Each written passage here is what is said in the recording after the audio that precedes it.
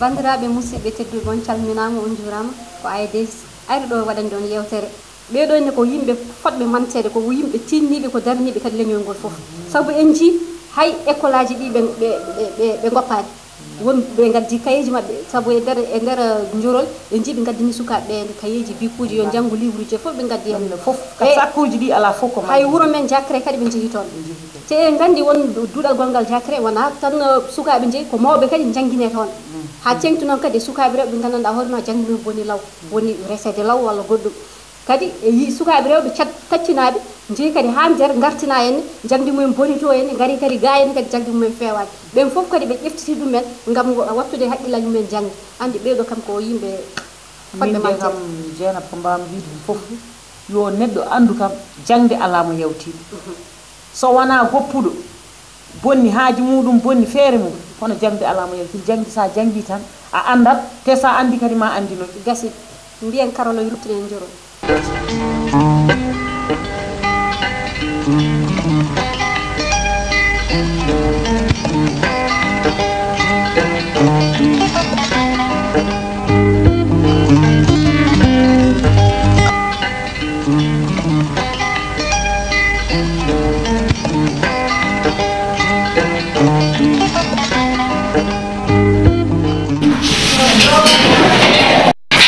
Merci. Merci.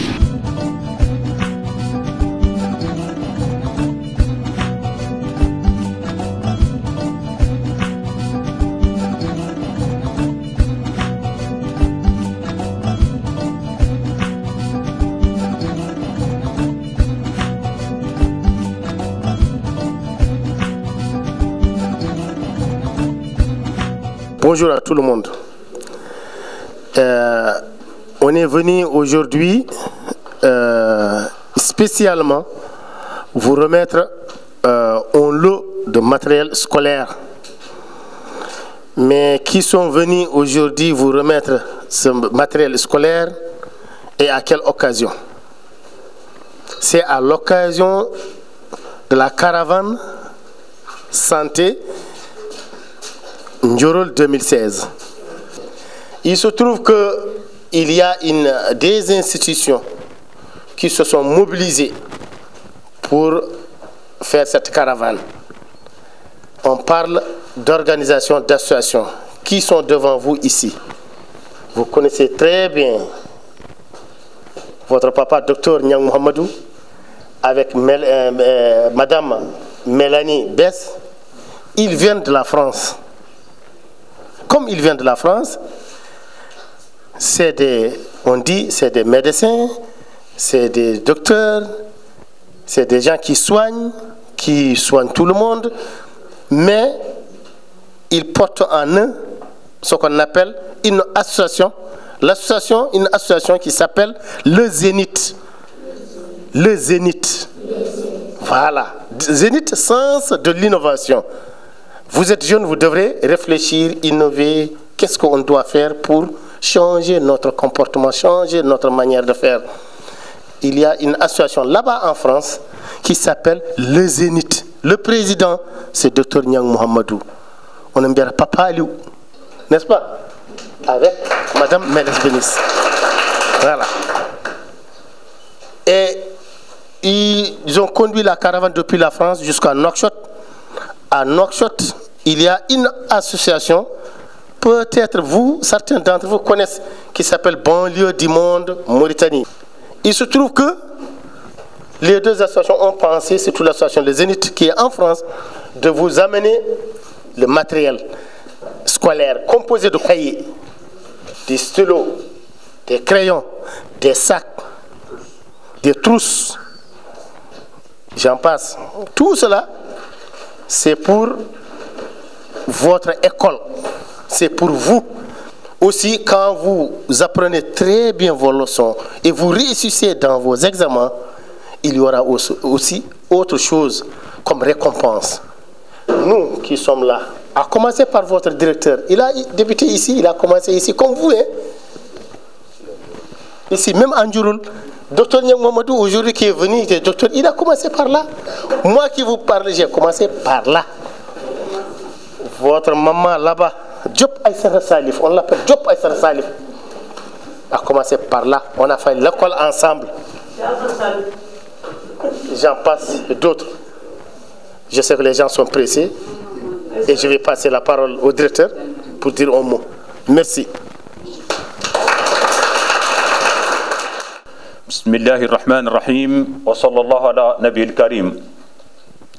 Messieurs les membres de la caravane de santé 2016 de Ndiorol, messieurs les représentants de l'association Les Innocences de l'innovation de France,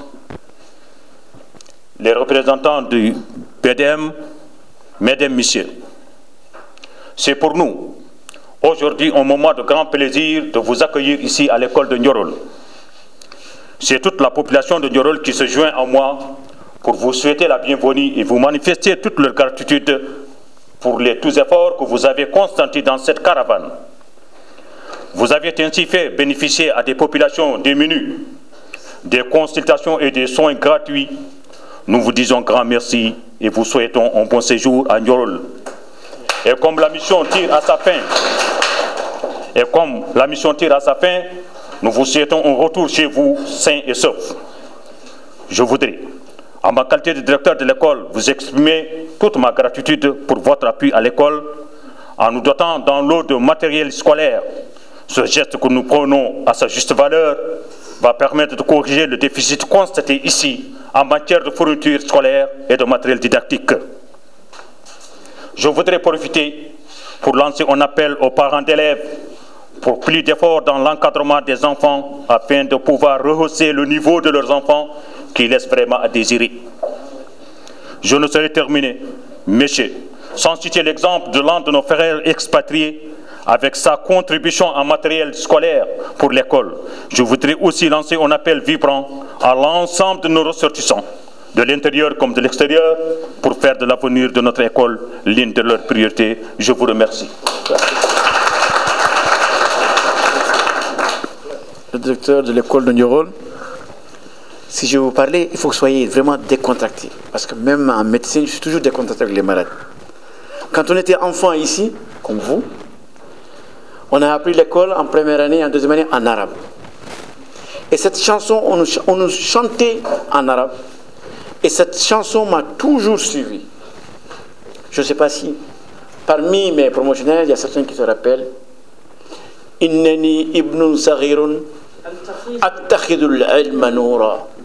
Ya tura madha akunu indama aghdu kabira. Hal tura aghdu tabiban am sahafiyan shahira. Minkum chukil tuksel bene dabba gandal ko wona wi annore jango yama mi wona docteur yama mi wona jaay danki qui est très connu. C'était ça la petite chanson.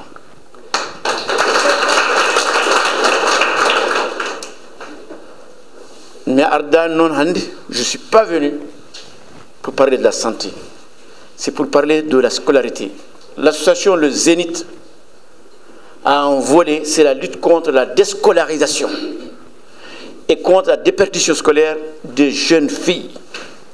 Ko école woni avenir, ko gandal woni avenir, ko jangde woni avenir. O ñanga qur'ana mon so jalti école jara o ñanga qur'ana tellina ko iqra bismi rabbika. Bid debbo e biddo gorko ko pour janguti. O ngani kala mon ko jabe jamais tardon. Ngare e waktu neton don jangino modon njokkon jangde modon som pamani namno de bone élève fof c'est que famille taw famani nam jangi on dañi chance directeur modon mi haala mon hol directeur modon ko mawni amen kanko woni meilleur élève ndemi gondo nde problème ala rawramo tinno de toppirde jangde modon voilà. haalo pulaar ne konngol ɓe mbi wurde saɗani saɗi ko ngurana bande en haal pulaar ne konngol ɓe mbi woppu wadde ɓellere gajjal fay hattine hoore mum ala ɓeɗo mbaɗani ɗum amin jetti Allah amin jettiɓe amin ñaago kadi yo Allah nawru ɗum yeeso kono ɗum ɗo ko ɓe gaddi ɗo e wuro ko wallay ko ballal walli aduna o fof sa limi a juumat kono hande kala dariɗo e poste santé de Ndiorol yi hande ko yuppiɗo e poste santé o ko wallay ma andu ko ɗum gonga en jettiri ɗum Allah noon so ɗum ɓenni ha feere école o amin jetti Allah min jetti nelaɗo Allah min jetti directeur o amin jetti Allah e nelaɗo mum amin jetti kamɓe fof directeur o ko sagara ko adi fof ko kanko o ala fête o ala weekend o ala haydara o ala e feñare no min jiiri mo ni jam e jamalun min ji kanko directeur o wonata absent ko so won duttiɗo jomum ɓe jaha wirnoyde ko heddi fof kanko o ala samedi o ala dimanche o ala fête o ala haydara amin jetta Allah amin jetta amin ñaago Allah kamɓe sukaɓe ɓene ko haalaɗo e français ko oɗo haali ɗo enne e pular ko yoɓe mbattu ɗum e haggillaji mabɓe minen yummiraɓe ko min dañatno min dañi wana minen min ballata ɓe tan ɓe mbi neɗɗo noon saɗa walle yata waɗa walla hoore ma tinnoɗon e koye mon on ji hande hay bindan hande wiya ko so janggani ƴettata bindanaɓe onon min jettimon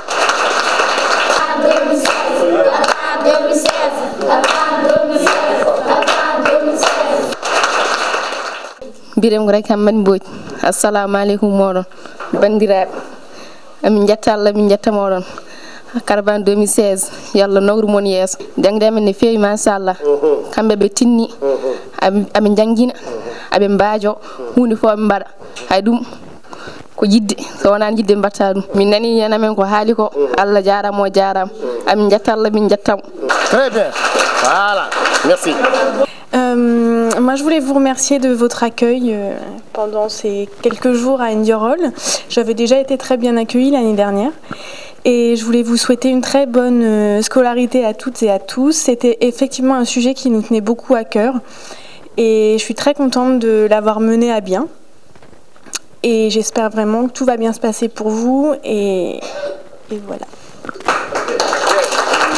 Très bien. Mélanie s'est investie beaucoup pour cette caravane. Elle est en France, mais chaque jour que Dieu fait, elle passe de bureau en bureau, contacte les gens, réunit le matériel scolaire qu'elle reçoit et tout, met dans des cartons. Et puis elle a fait ça toute seule. Donc voilà, mention spéciale pour Mélanie.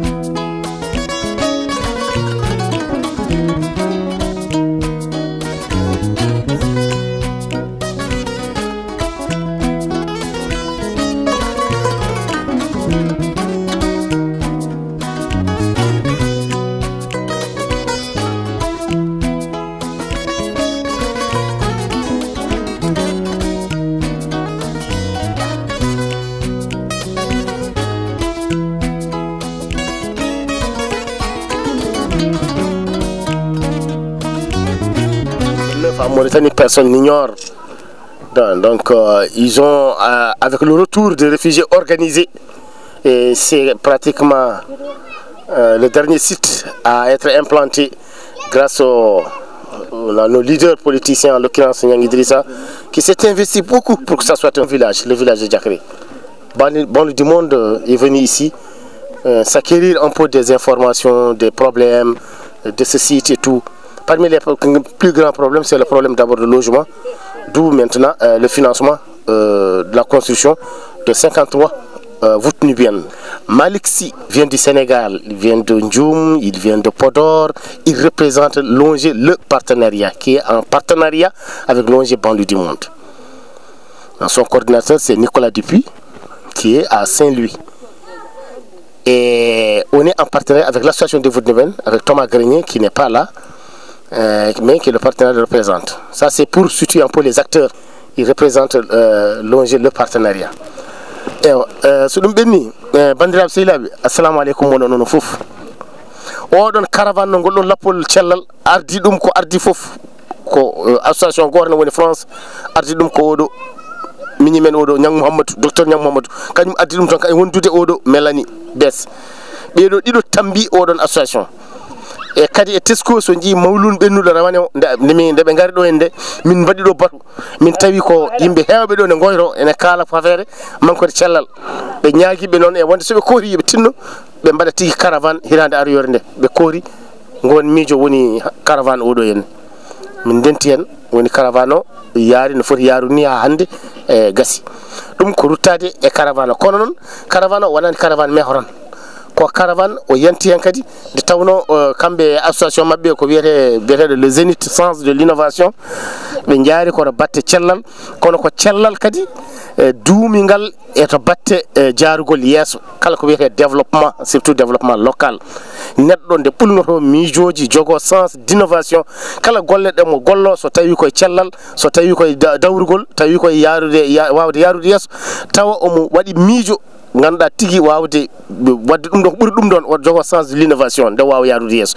kamɓe ɓe jii ɗum ɗon kamɓe association mabɓe les Zénith ɓe mbiya wonde hay sinno ko cellal ɓe jaari koɓe docteur eɓe la budde ɓe nawde hen ko wiyete ganduɗa hande ɓamtare duumide ɓamtare ganduɗa woni jaarugol yeeso eyyi ɗum noon addaniɓe noon ɓe associé amen minen banlieue du monde min mbadde partenariat mbeɗa sikkam onon ɗo ne famɗe moon mo anda kam mataw banlieue du monde Mauritanie on jiiɗe ɗo kuɓeje on jii ko goɗɗum e goɗɗum fof ɗum woni banlieue du monde ɗum noon ko mbimi e wonde won ko wona tan caravane meho o ko ɓe miiji on mahanama ɗo centre oɗo centre ko centre gueɗe ɗiɗi hen salle o toppiri ko alphabétisation jangguinde ɓen taw koye pular mbawa wadde hiiso e pular jangga celluka e pular jangga terɗe pular fof gueɗe pular fof jangga hen ɗum woni oɗo centre waɗira woni salle hen goto salle keddiɗo o toppito sukaɓe rewɓe c'est à dire éducation des jeunes filles en déperdition scolaire ko sukaɓe rewɓe ne keɓɓite wonɓe ɗo e jakre jorol e saraji eɗo wawi wonde foof min cuɓoro hen tan ko sappo e joyo ɓeɗon ko banlieue du monde wi ene yiiɗi wallodirde association le Zénith e ko fayi yeeso gam wawde heɓɓitade jangde mabɓe nde tawno jangdeli mabɓe ɓeɗon ko sukaɓe rewɓe ene boni wonko bonni jangdeli mabɓe ɗi raison ngaji ɗi ne keewi soit ko baba e nene porsi ɓinguel naate dewgal yiiɗa walla won ko hepti ɓinguel dewel yiiɗa yaade école walla ko koreji jinnaɓe ɓe ngala no feewi ɓe mbiya e wonde ko an tan woni doole amen nde min mbawa anin de wawde liggade ɗum ɗo foof ne ɗi sababuji événement 89 taccuɓe jeehi Sénégal jangde sukaɓe boni a anda ɗo nanta ɓi fuɗɗima nadde ga henne ala jangde mo boni hen ɗum ɗo fof raison ngaji nan ɗon tawa jomum ne yehni janggue nde tan ha woɗɗoyi so heɓɓirama tan mawata ko nafi ko ɗum addani wadde oɗo centre ɓe miiji kamɓe ne ɓe mbi ɓe gaddana moɗon kala ko faate ɓe koccitoɓe ɓe dañi hon balle gabbiri ko faate affaire cartable uji faate affaire bikuji ko faate affaire kayeji ko faate affaire crayon ngaji kala ko ganduɗa élève ene hutoro to batte bindi ene wawi windirde ɗum ɓe gaddi ɗum ne wawi wadde kayeji mum mofta hen wona cartable adduɓe ɓe gaddi ɗum ɗon ɗum woni nde ɓe gaddi ɗum nde ara hen hunde feccere a hen hunde ara ɗo école jorol ɗo école primaire ɗum min itti gueɗal mum ko heddi ko min kiisi ene foti arde ga en nde tawno centre alphabétisation nanɗo e centre d' éducation des jeunes filles en déperdition scolaire nanɗo henni ɗum woni hande kamɓe ko addiɓe ɗo henne hande ko yiide golle baɗaɗe ɗo henne ɗe seedade ɗum e yettinde oɗo don de matériel nde ganduɗa ko affaire kaɓirɗe janggoɓe ɓe jettini ɗum ɗo taw koye ɓe dokka ɗum e juuɗe ɓe ndewna ɗum e juuɗe chef de village yetto moɗon onon wuuro ngo tawa minen banlieue du monde somin pellitoyi ganduɗa de addude keblowo ɗo henne ene hebla ɗo henne sukaɓeɓe tawa kono sukaɓeɓe ene daña ɗo bindi ko ɗum woni tigui garangal ɗo hen hande ngal ɗum noon koye nder ɗeɗon golle woni nde jiɗmi min paamon gandon d'abord wona tan minen banlieue du monde tan amin mahani moɗon tan kuɓeje e wontude le partenariat e wontude aɗa andi l'association de Vouti Nibiane kuɓeje gasi ala wonko woni caggal majjum ha waylo leyti woni caggal mum ko oɗo centre baɗaɗo ɗo e no onji kamɓe ɗo joni min porsani ɓe ni bom ko kamɓe tan mbi ala amin jaari ngal ɗon banggal minen min mbaɗa hen doole amen jomum addi seeɗa ala barke woodi goɗɗo kadi so waɗi hono ni tan hewat goɗɗo kadi ne wawi yiide ni bom oɗon jangga ɗo no jooɗe leese anda on ngala équipement janggo jaam so ñagama équipement dañi hen ɗum ko hunde mawde kono kadi woni hen fodde ko ma wona darde wuuro ngo ma wona kadi darde tigui yimɓe haranteɓe tigui dariɓe hen nde centre o wawa wurde minen komin kala ɗo minen ONG banlieue du monde ala hen fof komin jogani mbuuɗo sowona peeje amin bakkili tan ɓa tan kay centre mahama min mbi feere fof no min mbaɗi somin jeeloto somin ɗumintu hen min moƴƴintu ko ɓeɗo ganduɗa finance ɓe mon koɗorde mon finance moɗon ɗo julɗon finance moɗon kadi anende kadi ɗo sukaɓe moɗon janggi min mbi bonnetake ala renete fewde amin jalliti noon wadde hen doole amen e haqqe moyen ngaji amen fof ɗo tolni hen kono gandi ala fof ɗo min mobilise kalis muɗum tan ene jooɗi amin min mbaɗa kono noon min jiiɗi ko ñante centre moɗon ñante ko jiɗɗon wadde hen ko so ñantani ɗum sofat woni sofat ko jiiɗo joni joni ɗo joɗɗen ɗo no wayni ko centre woni ɗo ene ɗum ɗo soɓe gayni made kamɓe ɓe cirti hen ɓe jeehi hedoro golle meɗen enen en mijotako waɗan ɗum mur sécurisé en mijota janggo jam waɗan ɗum toilette uji sécurisé wawa kadi wadde dañde jomumen mbawa kadi dañde ɗo kebli hen ɗum ko hunde moƴƴere hen janggo jam jomumen jii hen ko nden équipement arata hen ko ɗo tan kaɗanimi hen haatami ɗuminde toon mais je vais faire peut-être un résumé pour Mélanie en français si besoin, n'est-ce pas? Je pense bien. Donc on s'est retrouvé ici, Mélanie, je disais que c'est d'abord parce qu'il y a le centre, le programme d'abord de construction de Vouti Nibiane. Dans ce programme, il y a la construction d'un centre. Dans ce centre, il y a 2 salles de classe. Il y a une salle dédiée à l'alphabétisation, l'autre salle dédiée à l'éducation des jeunes filles en déperdition scolaire. Combien c'est important aujourd'hui, la déperdition le constat est clair, la déperdition des jeunes filles scolaires, c'est que est dû à plusieurs facteurs, à plusieurs raisons, que je peux peut-être revenir là-dessus, soit c'est des mariages précoces, ou soit la fille a déjà l'âge avancé, ou soit la fille a des problèmes sociaux, soit aussi que c'est pour d'autres raisons, pour soutenir à sa famille, et que parmi les autres raisons aussi, en 89, la déportation aussi des Négro-Mauritaniens au Sénégal, ça aussi a pesé lourd sur vraiment l'éducation des jeunes filles, ça a déséquilibré l'éducation des jeunes filles, c'est ce qui fait qu'aujourd'hui, les conséquences sont là, sont claires. Banlieue du monde est venu pour combler ce gap.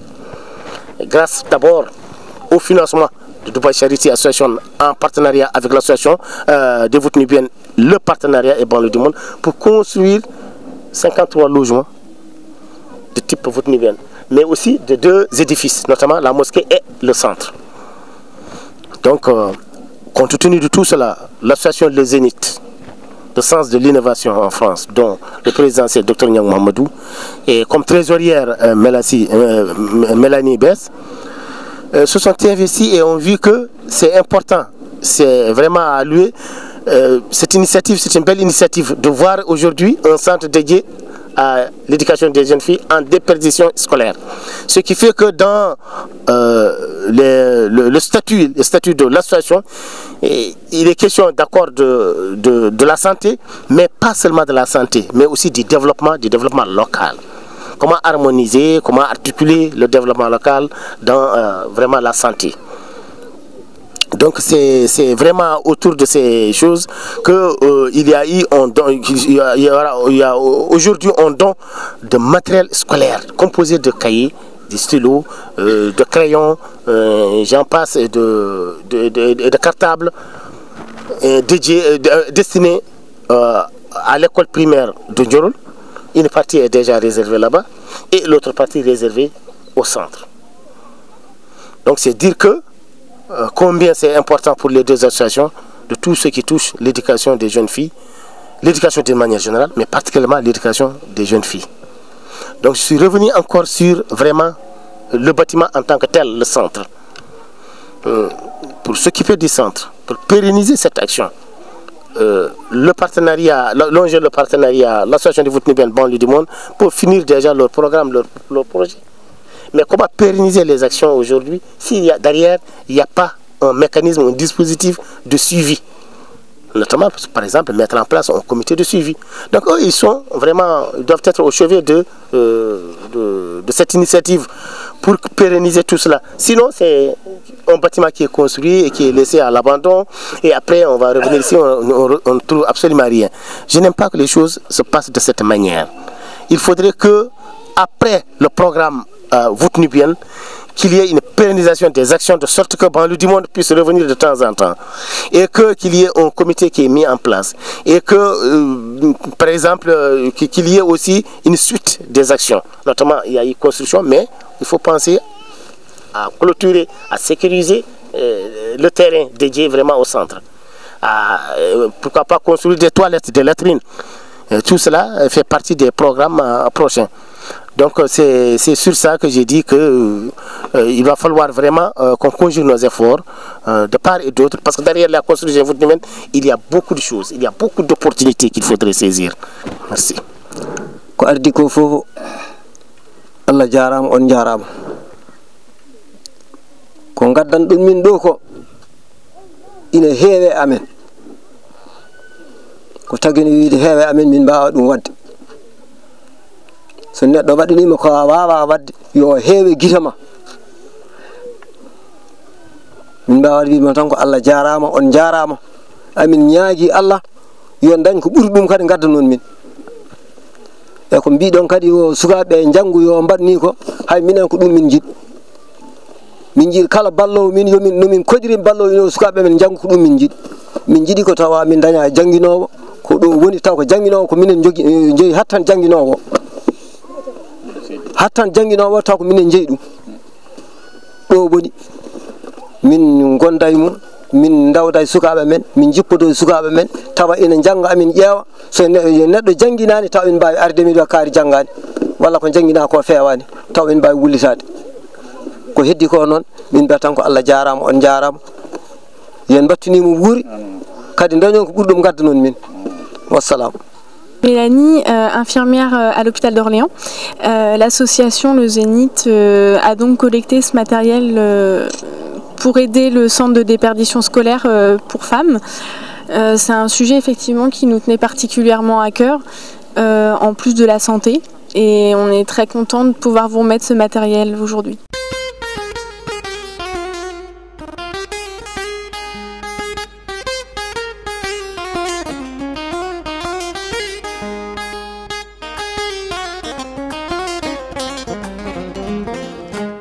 yo Allah nawru ɗum yeeso ha saha goɗɗo.